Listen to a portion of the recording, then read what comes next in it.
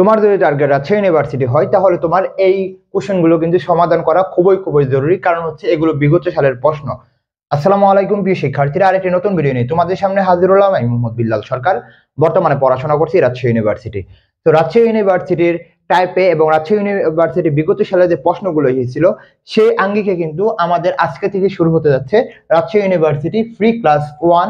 আমি আশা করি তোমাদের ইংলিশ, বাংলা এবং জিকে যে ক্লাসগুলো দিব ওইগুলো সকল যে ক্লাসগুলো সকল কিছু তোমাদের কাজে লাগবে।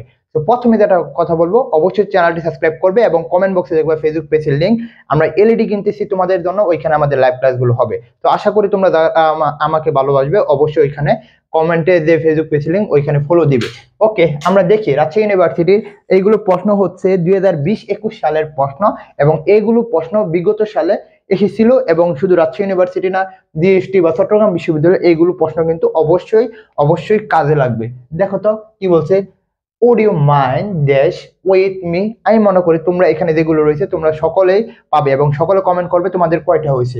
would you mind dash with me, কি বলবে?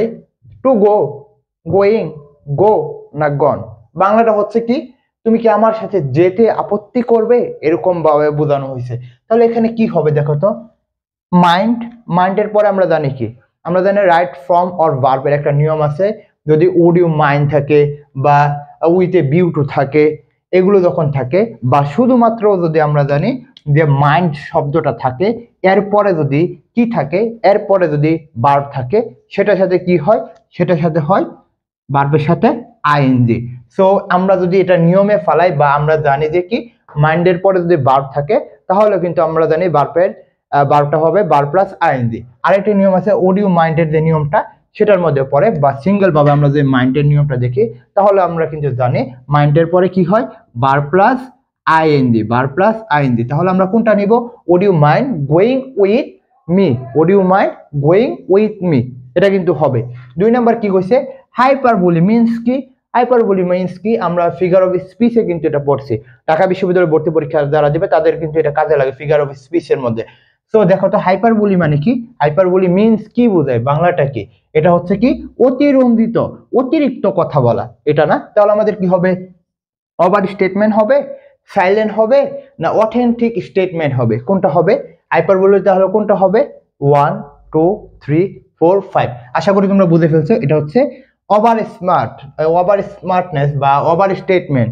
অর্থাৎ অনেক এলাকায় দেখবে যে মানে করছে 5 টাকার কাজ কিন্তু সে বলে 1 লক্ষ টাকার কাজ, সেটাকে বলা হয় কিন্তু হাইপারবোলি। সো হাইপারবোলি মনে রাখার জন্য তোমার বন্ধু যেগুলো থাকবে, চাটিং করে বন্ধু থাকে না, বেশি বেশি কথা বলে, তাদের কথা মনে রাখবে, তাহলে তুমি বুঝতে পারবে যে হাইপারবোলিটা কি। অর্থাৎ অতিরঞ্জিত হয়ে কথা বলে, অতিরিক্ত বাড়িয়ে কথা বলাকে হাইপারবোলি বলা হয়। তো সেই হিসাবে আমরা নিলে ওভার স্টেটমেন্ট এটা কিন্তু হবে। 3 নাম্বার দেখো কি বলছে, a man of letter. A man of letter means কি, এটা কিন্তু আমাদের জানতে হবে। A man of letter means কি, এটার বাংলাটা কি হবে, 1 2 3 4 5। এটার বাংলাটা হবে কি, a man of letter means বোঝানো হয়েছে কি, জ্ঞানী ব্যক্তি। কি বোঝায়, জ্ঞানী ব্যক্তি। তাহলে দেখি কোনটা হয়, এ লার্নম্যান হবে না a man who write a letter, এটা হবে না পোস্টম্যান হবে না ওয়ান হু রিড লেটার। তাহলে কি বোঝানো হয়েছে, a man who write a letter, যে ব্যক্তি মানে একটা ব্যক্তি যে কি লিখছে, চিঠি লিখছে, পোস্টম্যান হবে না হবে ওয়ান হু রিড লেটার, যে কি করছে, চিঠিটি পড়ছে, এটা হবে না এ লার্নড ম্যান হবে, কোনটা হবে, এটার উত্তরটা হবে এ লার্নড ম্যান। অর্থাৎ কি বোঝানো হয়েছে, জ্ঞানী ব্যক্তি। তাহলে যখন প্রশ্নটা থাকবে a man of letter means কি, তোমরা তখন কিন্তু প্রশ্ন অবশ্যই দাগিয়ে আসবে কি, এ লার্নড ম্যান, এ লার্নড ম্যান। আরেকটা কথা বলি, তোমাদের জন্য কিন্তু আমাদের রয়েছে রাজশাহী ইউনিভার্সিটি, জিএসটি এবং চট্টগ্রাম বিশ্ববিদ্যালয়ের বেস। তোমরা কিন্তু এখানে আমাদের সাথে বাংলা, ইংলিশ এবং জিকে এর প্রিপারেশন নিতে পারবে।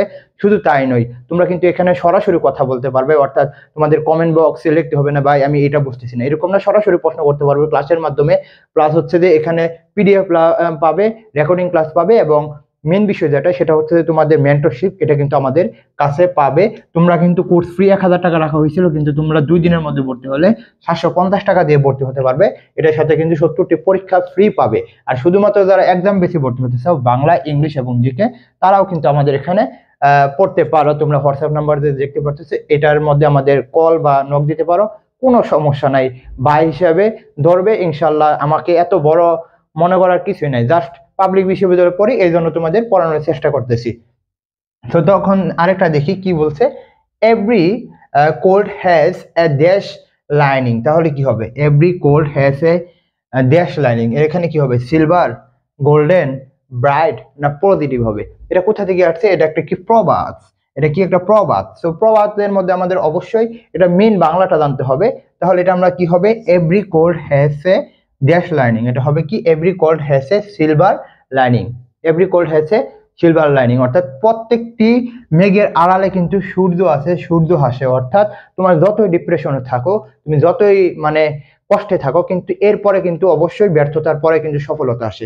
তো সেটার সাথে কিন্তু আমাদের মিলে যায় every cold has a dash lining. তাহলে আমাদের হবে কি, every cold has a silver lining, অর্থাৎ প্রত্যেকটি কি মেঘের আড়ালে কি সূর্য হাসে, সূর্য আছে, এরকম অর্থে কিন্তু এটা মিলে যায়।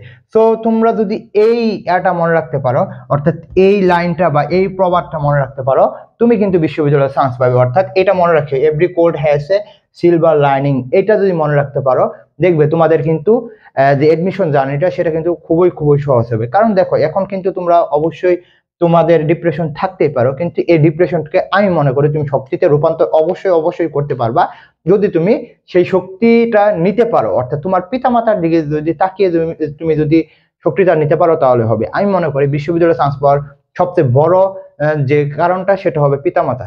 দেখো, তোমার পিতামাতা কিন্তু এখন চাচ্ছে যে বিশ্ববিদ্যালয়ে তুমি চান্স পাও, হয়তো বা তারা মুখ দিয়ে বলতেছে না, কিন্তু মনে রাখিও, তারা কিন্তু যেদিন তুমি বিশ্ববিদ্যালয়ে চান্স পেয়ে যাবা, ওই দিন যে আনন্দের যে অশ্রুটা, সেই অশ্রুটা যে তোমরা দেখাতে পারো, সেই জন্য বলবো অবশ্যই অবশ্যই এই সময়টাকে কাজে লাগাও।